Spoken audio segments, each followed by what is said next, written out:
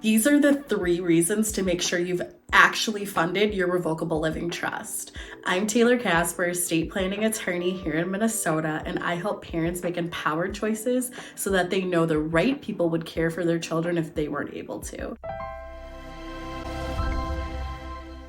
These are the 3 reasons you want to make sure you've actually funded your revocable living trust. A lot of people draft revocable living trusts even with sometimes with an attorney or even on their own through a company like LegalZoom or Rocket Lawyer or something like that, and they've drafted them, they've been signed and executed, and they think they're done, and you're actually not. You have to make sure that that trust is actually funded so that you don't have unintended consequences later down the road. So here's the number 1 reason you need to make sure your trust is funded. If your trust isn't funded, then your house and your bank accounts are all going to just go through probate. So you've done all the work of drafting the trust, but now it's not worth the piece of paper that it's written on, because your house, your bank accounts, and anything like that, your personal property, is going to go through the court process of probate, which actually freezes your assets until you get to the end of the process where the court nominates somebody to pass those out for you. The number 2 reason you want to make sure that you've funded your revocable living trust is because if you don't get some of those items that have beneficiary designations on them to funnel into your trust, like your life insurance,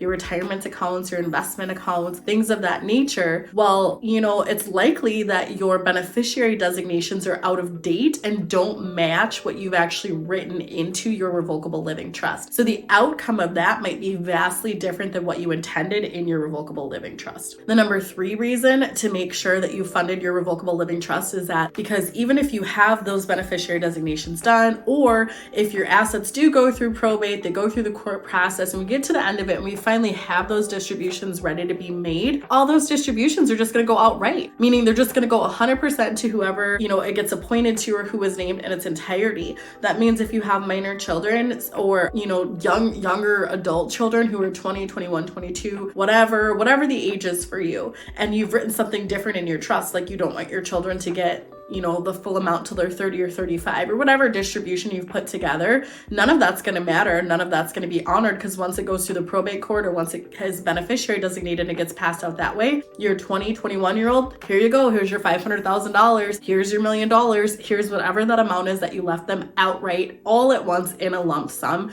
to them, no questions asked. So if any of that doesn't work for you, you want to make sure that you are taking proper care to go back, look at your estate planning documents that you've done, make sure your trust is funded. And if you have any questions or need any assistance after you've liked this video and subscribed to this channel, go ahead and pop down to the description below and book your 15-minute phone call with me to ask any questions that you have about funding your trust.